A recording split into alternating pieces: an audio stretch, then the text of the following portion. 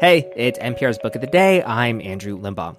Before we get into today's show, I want to tell you about a new offering we have here at Book of the Day. We have now launched Book of the Day Plus, which is a new way to support our work here at NPR. When you sign up, you get access to a special feed where you can listen to our new episodes sponsor-free. Nothing is changing about our regular show, but Book of the Day Plus is another way to help us keep giving you the books coverage you love. So please do sign up. We really appreciate it. You can find out more at plus.npr.org/bookoftheday. All right, on to today's show. I don't know if you've ever gotten a call from a debt collector, but it's really scary. You know, they call once, twice, and it just becomes this thing hanging over you, possibly lurking behind every unknown caller. Today's book takes that fear seriously and blends it with some actual ghosts. It's Raul Palma's A Haunting in Hialeah Gardens, and he talked to NPR Scott Simon about how debts of all kinds, financial, personal, have a way of creeping into every empty pocket in your life.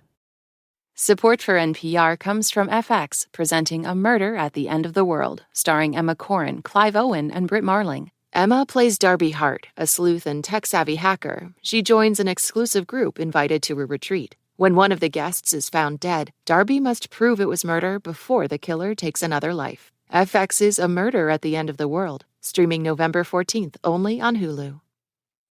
When Raul Palma's novel A Haunting in Hialeah Gardens opens, Hugo Contreras feels his life has shrunk. He lives in a small bare cell of a Miami apartment after his beloved wife, Melly, has died. He cringes under medical debt with only enough discretionary income to indulge in a single cafecito each week. One day he gets another call from a debt collector, Alexei Ramirez, and is about to hang up when he learns he needs his help. Hugo is a babaláwo. He spiritually cleanses haunted houses. And if he can banish spirits from Alexei's house, the collector will banish Hugo's debt. Raul Palma, born and raised in Miami, is now on the fiction faculty at Ithaca College, and he told us earlier this week the idea for the book came when he was in graduate school in Nebraska, overwhelmed by student debt. It was winter, and I remember I'd just driven home from campus, and the streets were slick, really icy, and got home cold, tired, and I had a lot of work to do, but began to wonder, how did I get here, right? Having spent so many years in Miami. And there was a degree when I began the project of just fondly remembering that warmth and this idea of being so far from home. There is one problem in particular Hugo has with being a babaláwo, which is he doesn't really believe in it, does he? Yeah, that's right. He's somebody who has lost faith, has lost belief. Someone who, has a rich past history, and there's certainly trauma in his past. And just based on situations that have happened in his life, he feels almost betrayed by any sense of belief or the possibility of belief. Yeah. So definitely a skeptic. He doesn't believe in spirits, but he seems to have a very touching belief that Melly spirit is still with him, doesn't he? That's right, a haunting feeling. So it's hard during the holiday times of the year? Yeah, for Hugo in particular.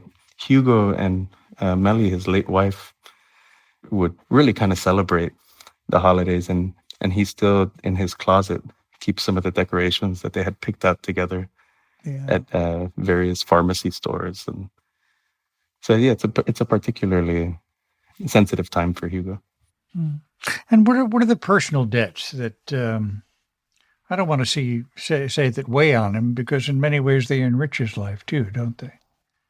It's interesting because when I started working on this novel, just to kind of reflect on my own debts for a moment, I often thought of debt in a really negative way. And there was a degree to which I overlooked the capacity to owe someone or the debts that we have to one another, some of the amazing things that could bring together. So for Hugo, he certainly has personal debts to loved ones, to his past, to his memories. But an interesting thing happens when he's living in Miami. His life is kind of flattened to a degree. I kind of describe it that every available space for Hugo is occupied by something, and he doesn't feel how he could move from one space to another. And in many ways, it's because he feels that something else will be asked of him. Yeah. He feels a debt to his godmother, his madrina, doesn't he? Absolutely. Help us understand what he feels to his godmother, his madrina, and his brother Victor. As a child, he grows up in Bolivia, in a mining town, literally on the mountain of Potosi. He's raised by his madrina, a woman who looks after him and works for the mining collective. Ultimately, when an opportunity is afforded for him to immigrate north to the United States, he ends up leaving her. And in many ways forgets some of those memories with her. So there's a sense in which part of these debts for Hugo are being excavated throughout the course of the novel. You suggest in the many characters you sketch out that debt can be a weight in our lives and our hearts, but also a kind of inspiration, a spur. I have a 10-year-old daughter, and I joke sometimes that if I were keeping tally on everything that she would owe me when she's an adult, right, the list would be insurmountable. And that the beauty there is that in our relationship, we don't do that. We're not keeping a tab. We really lean into just the beauty of what it is to know that you owe somebody something profound that really can't be repaid. And for Hugo, he's certainly crushed by his debts at the start of the novel. Some of those debts that really fall into this negative, I try to position them in a way where Hugo also tries to find the beauty in what it is to have a bond with someone founded on that kind of foundational debt. I found myself thinking through the course of your novel that, we think of haunting as something, haunting, to be avoided. But by the end of your novel, I was thinking, I don't know, maybe we should welcome it. Yeah, it's such an interesting thought.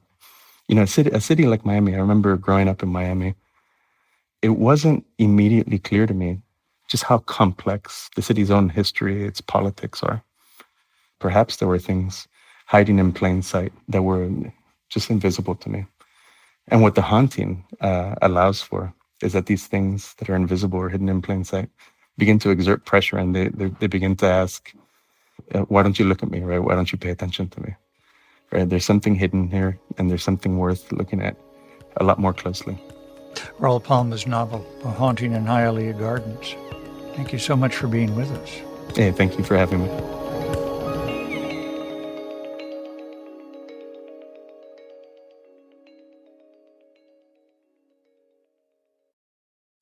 All the attention on trans youth in the news may feel somewhat new, but trans youth aren't. We are part of a community, we are part of a tradition, we are part of a remarkable group of people with deep, long-standing roots in this country. To hear about American trans youth over the last century, listen to All the Only Ones, a new series from NPR's Embedded podcast.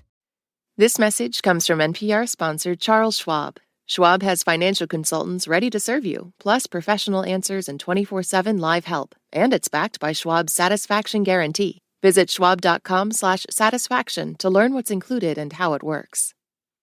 This message comes from NPR sponsor Oracle Cloud Infrastructure. OCI is the platform for database, application development, and AI needs. Train your AI models at twice the speed and half the cost. Take a free test drive at oracle.com/NPR.